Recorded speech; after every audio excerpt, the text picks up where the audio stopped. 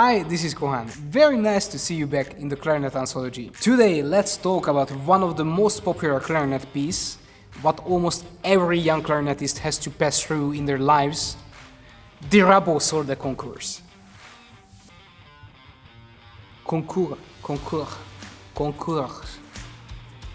Solo de concours. Concours.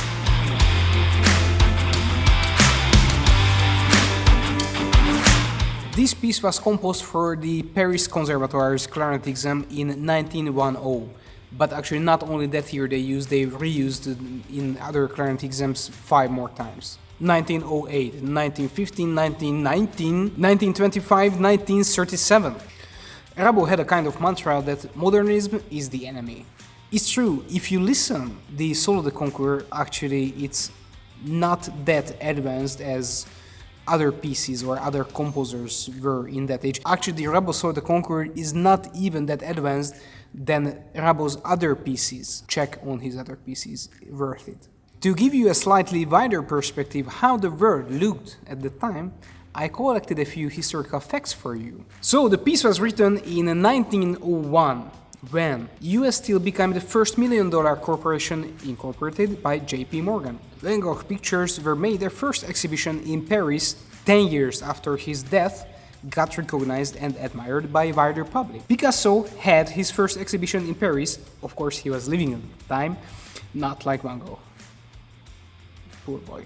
The Panic of 1901, the first major crash of the stock market. The first trolley bus came out in Königstein, Germany. Peter O'Connor sets the first International Association of Athletics Federations recognized long jump world record of 24 feet 11 and 4 inches 7.61 meters.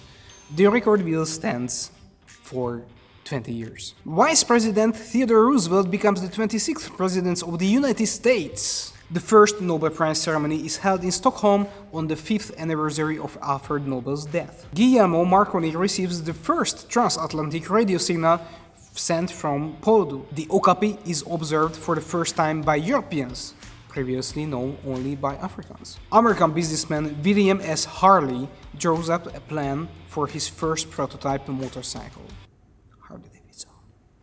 Harley Davidson. AB Lux as the predecessor of Electrolux, founded in Sweden. You know, this is the funny side, there are so many technical developments in this time, still the mantra of Rabaud was modernism is the enemy. Not really. People born in 1901. Jascha Heifetz, Hirohito, Japanese Emperor, Ed Sullivan, Walt Disney. People who died, Queen Victoria and Giuseppe Verdi. Of course many other people died and born, but kind of they are the interesting ones. The art world was already very advanced this time. Impressionism, Expressionism, Art Nouveau. In my opinion, this was one of the best period of the art world, because your fantasy could already flying free and still didn't reach the bullshit phase. The music world obviously maybe were not that advanced as the art world this time, but think about it, we already had Richard Strauss or Debussy, oh my god, Debussy. I love Debussy. He was such an inventor. Or just think about the Mahler symphonies. This was already before Rabaud composed his piece. If you want to understand more Rabaud's music, it's really worth to listen his teacher's music.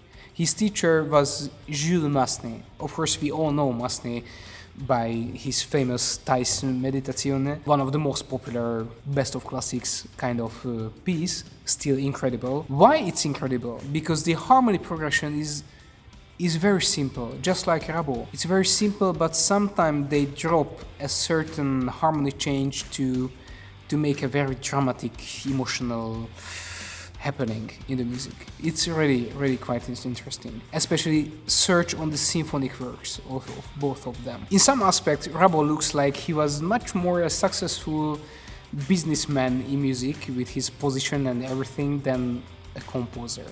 He had pretty good positions in his life. First, he was conductor of the Paris Opéra Comique from 1908, and later he became the conductor of the Paris Opéra. And later he became the director of the Paris Conservatoire from 1922 as the successor of Gabriela Fauré. One small thing about this period when he was the director of the Paris Conservatoire, he made a decision to help the occupying German Nazi forces to make a list about the students of the conservatoire about their racial background. But now let's talk about the piece, finally. Piano comes with a single note, and after clarinet makes the cadenza. This cadenza is so difficult.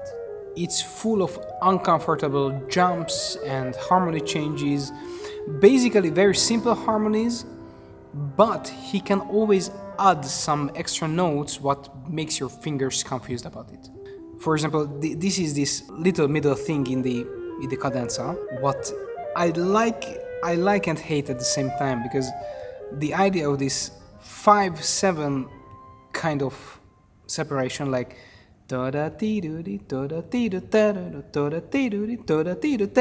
it's interesting, but it's very difficult to follow. But if you practice like some kind of sexy Latin American dance, it can work.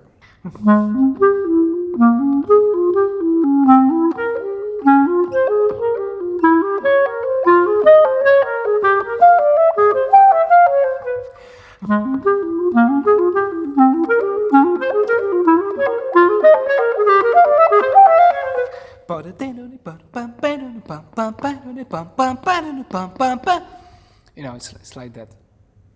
After the slow part is coming, the middle part, the largo part, is so beautiful, so interesting in harmony changes, so lyrical, and so difficult to keep with one breath. Actually, I'm cheating. I'm always using circular breathing. Not everywhere, but actually it's really needed for me, because the phrases are so long and I need something extra juice to keep it very alive. But you know, of course, all of my students are doing circular breathing because I have very strict rules. Only I give you the antidote if you can do circular breathing. You want to survive the lesson? You want to survive? The emotional and the harmony progression of this slow part is so dramatic, so huge, almost you have to put a PG rating on it, like, you know, all parental guidance only. The next part is very interesting. Basically, it sounds a little childish, but if you do properly the articulations, it's quite interesting, because how people imagine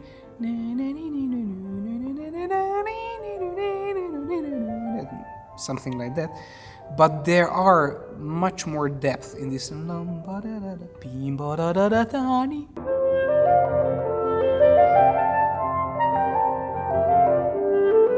This cute is something, this step-by-step turns to a real fight scene, like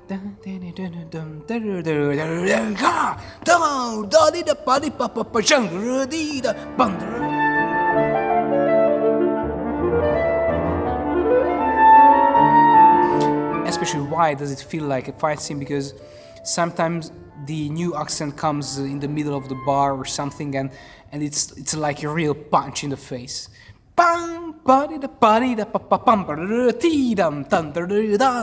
Or something like that. Do you know this long video? Actually, this kind of reminds me to that.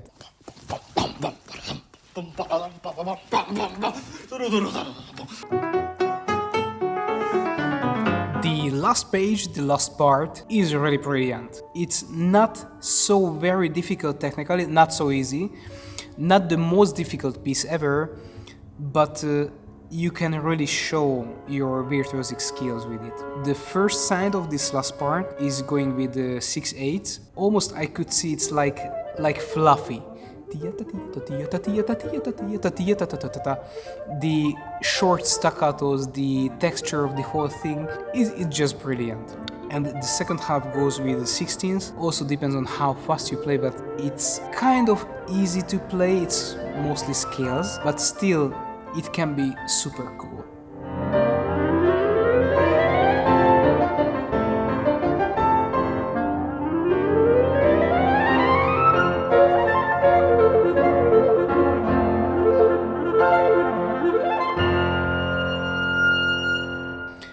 Thank you so much for watching this video today. I hope you enjoyed. I hope you enjoyed the music and the fun facts and everything, and I will come back with another video. Thank you so much. See you. Ciao.